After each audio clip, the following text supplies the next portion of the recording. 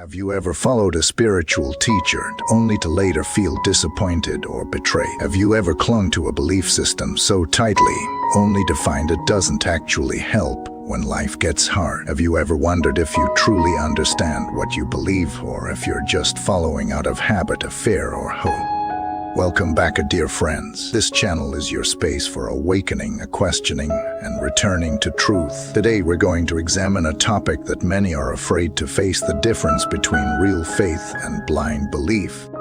We'll do so with the help of one of the most revered Thai forest masters of modern times, Ajahn Chah. Known for his clarity, humor, and razor-sharp insight, Ajahn Chah did not teach dogmas, he taught direct seeing. And today, we'll explore his teachings on what it means to believe wisely, to follow truthfully, and to awaken beyond illusion. Let me ask you something personal. Have you ever believed something simply because someone told you it was true? Maybe it was your parents, maybe a guru, maybe a book. Did you stop and ask, hey, do I understand this for myself? Most people don't, not because they're lazy or stupid, but because we're conditioned to trust authority. We're taught from childhood to follow rules, obey elders, to trust systems. But spiritual life is not the same as academic learning or obeying traffic laws. Spiritual life is not about what you believe, it's about how you believe. Ajahn Chah once told his student, and say, don't believe me too quickly. What a shocking thing for a teacher to say, and yet that statement reveals his entire approach. Test everything, especially your own beliefs. Let me share a story that illustrates this beautifully.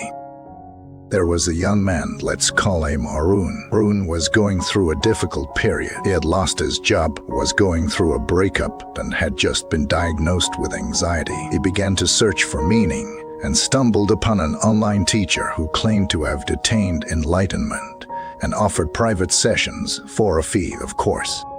Desperate for help, Arun signed up. The teacher told him that his anxiety was the result of a bad karma from past lives, and that he needed to perform certain rituals, buy certain talismans, and chant obscure mantras to be cleansed. Arun's unsure, but hopeful, obeyed. He spent thousands. He followed the routine strictly, but after months his anxiety was worse than ever. Then one day, while scrolling online, he came across a talk by Ajahn Chah. And the teacher said, a wise person does not simply believe, but observes, reflects, and sees clearly. Arun paused the video. He rewound it. He played it again. He had never heard that before. Everyone else said, have faith, just believe. But here was a monk saying the opposite. Arun began to dig deeper. He discovered the Kalamesada, a discourse where the Buddha tells a group of villagers, do not believe anything, simply because it is repeated often, or because it is found in scriptures, or taught by teachers. Only when you see for yourself that something leads to peace, wisdom, and compassion, then accept it. That moment was Arun's turning point. He left the group. He stopped looking for magical fixes. He began a simple meditation practice, breathing, observing, watching his thoughts. He began to inquire, is this belief helping me, and is this fear based on truth or imagination? His transformation wasn't instant, but it was real. Over time, his anxiety lessened, his mind calmed, his heart softened, and for the first time he felt his faith was his, not borrowed.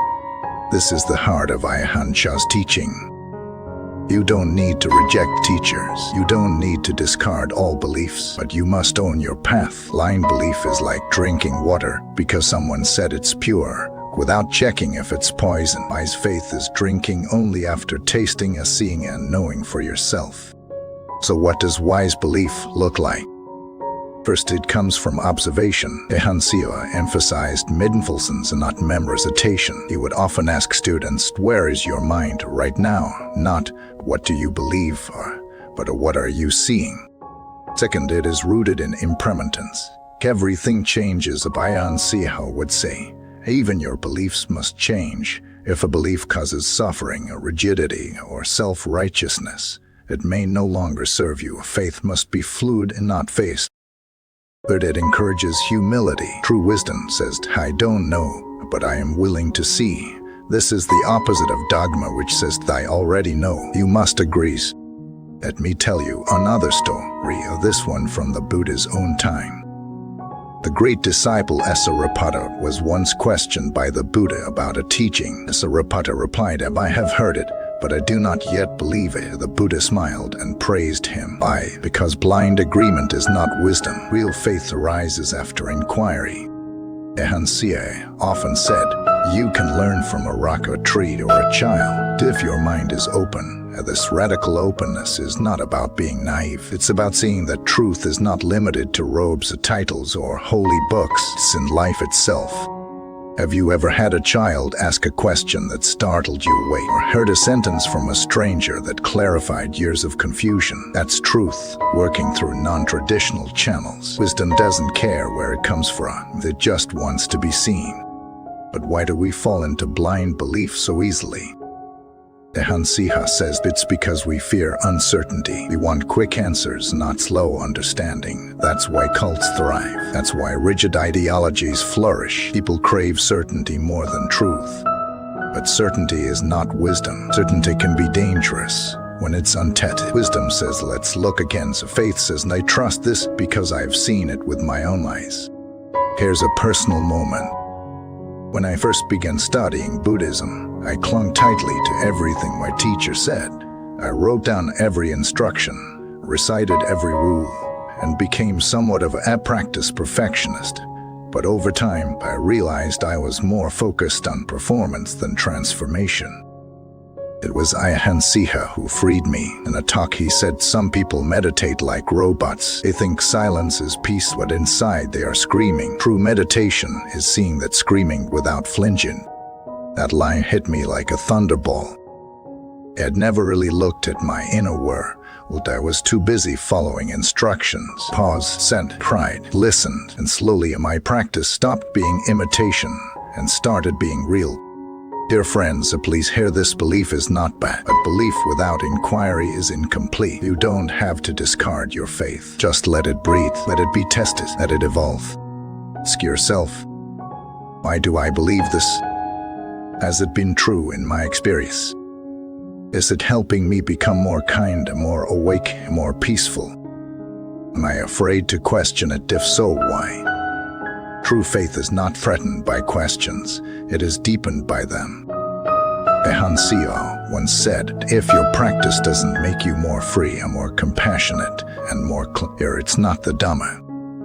So believe wisely. Follow teachers who invite your questions, not demand your obedience. Practice paths that nourish your insight, not your fear. Seek truth and not comfort. And when you find real wisdom, hold it like a flame in your palm. Carefully, gratefully. Thus, thank you for watching this video. If you've ever struggled with blind faith or found strength in questioning, share your story below. Let others know they're not alone.